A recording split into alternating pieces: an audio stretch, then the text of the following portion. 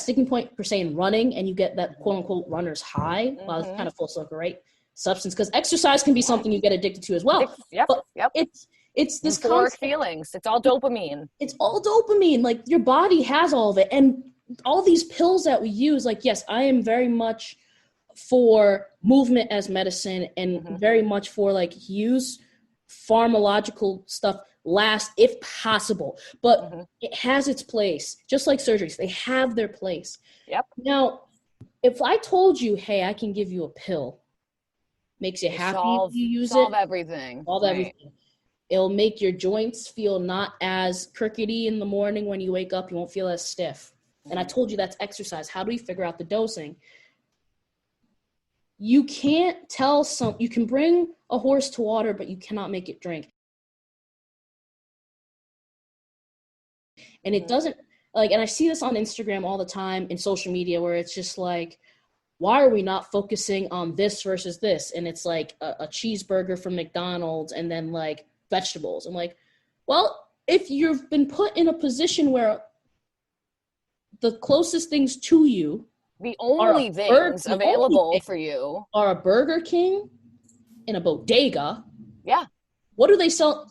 When was the last time you saw fresh tomatoes in a bodega? Right, exactly. And a lot of researchers who are doing research in that realm of food deserts and food swamps, some of them will claim a bodega as a supermarket and say, what do you mean? This population has access to healthy foods. There's a bodega up the street. Yeah, when's the last time you saw a fresh apple in a bodega? Exactly. Like, it's like, you don't see it. You don't know, right? You don't. And from the top level, most likely white researcher who's doing the research, who doesn't even know what a bodega looks like, is like, no, those communities are fine. They're just not using what they have. It's like, no, they don't have it. It's not there. Chances are, what the food that is filled in a bodega is everything that is in the center of a supermarket, right? Yeah. So high fat, high sugar. What we teach. Preservative city. Exactly. And what gets taught to people when it comes to, all right, when you go to a supermarket, avoid the perimeter. Yeah. What if the whole store is the perimeter? Yeah. You know, it comes from a state of privilege to think that you can post something and be like, oh, man, people really don't focus on, like, what they're putting in their bodies. It's like, yeah, there's choice. It's nature versus nurture. We could sit here all day and duke it out about choice versus are you willing to go for it? But the willingness of a mother to feed her kids versus if your kid is screaming and hungry and tired and you've worked 3 different jobs in the night shift and taken 2 hours worth of transportation to get there and back. I'm sorry. You're not gonna take 3 hours of transportation to go get an apple. You're walking up the street. You're not giving him a Pop-Tart.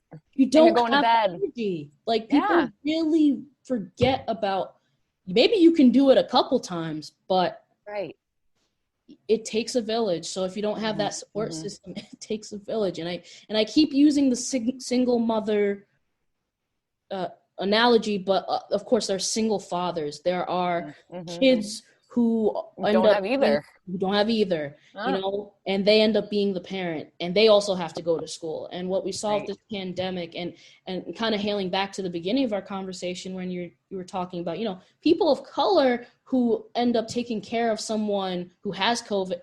It happened with some students of mine. They get back and they're home and they're the next parent, and mom gets sick. They got to drive them to the hospital. They don't know what's wrong with them. You're 20 years old driving your mom to the hospital because of an invisible virus. You don't know if she's going to survive, and she's been getting worse. You've been monitoring it. You've been exposed to it. You have deadlines. You have 3 younger siblings. You know? And your professors are emailing you saying you're going to fail if you don't hand this in. And you've been sending money home to your family with your while you've been in college job, but you're not getting paid with your on-campus job because you're not on campus. There's no need for that job because There's no students. Right. There's just a level of, and I'm getting fired up about this and passionate about it because there just needs to be more talk of how you are not the only person on the planet.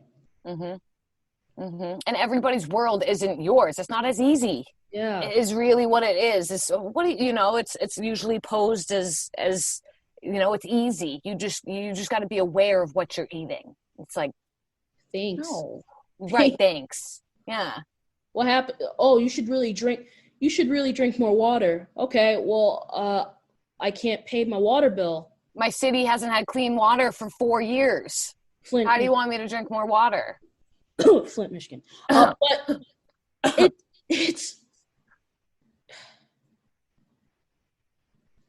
it's mind-boggling, and it's mind-boggling. Yeah, and it's so structural and so embedded that it's so normalized. We don't think twice about it. So many Americans don't think twice about it. And they just, turn the other leaf and blame the other person and say, well, I can do these things. Why can't you? And they don't see the big picture at all. They don't see how the system and society is set up for these people to fail. And they again, it's intentional. They want, war on drugs. Let's make it so it's exactly set up so these particular populations are the ones put away. It's intentional. So I have a question, since I know that you're going to change the world. Is there any magic that you've learned from your peers in your doctoral program? Because I feel as though there's so much that we learn from our peers, at least in our master's program, where I sat next to people from the South, people who are very conservative, people who are liberals, individuals who are transgender, individuals who are a part of the LGBT community, like so many individuals. And through learning their experience, I've widened my world perspective. How would you say your doctoral programs prepared you for the real world, in a sense? So I'll start really with talking about a couple peers I have in my program who are from Africa.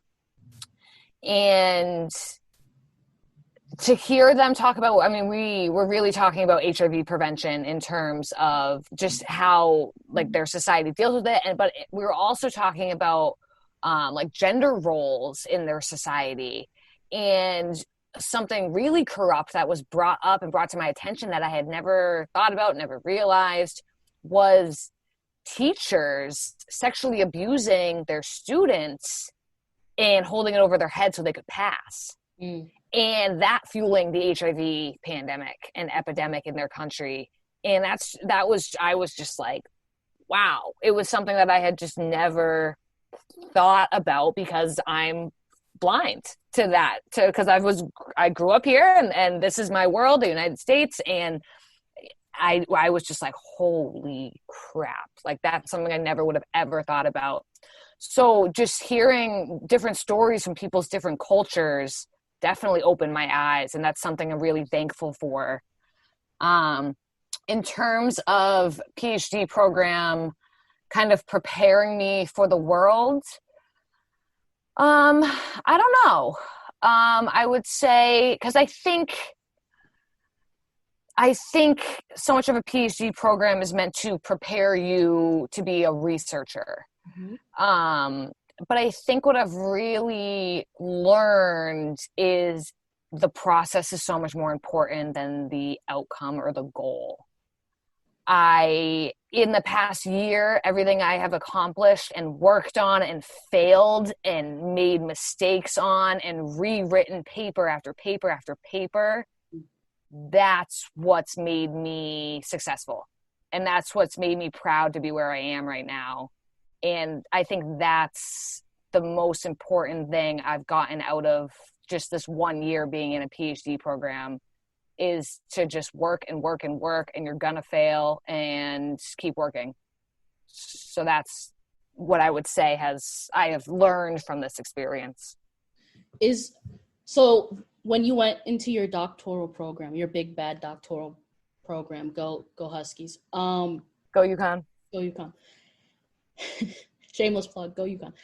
But did you find that any myths going in, you were able to dispel them? Like, was there anything that you were told about doctoral school that you actually went through and were like, oh, that's not true? I think there's a lot of people, I forget, researchers are people. I see this study published from a Yale researcher and I'm like, oh, wow, like they know everything. Right. And now I'm publishing with a Yale researcher and like we're having Zoom calls and we're both like, wait, so like what was that? What did that look like? So it's like everybody, knows what they know and does what they do.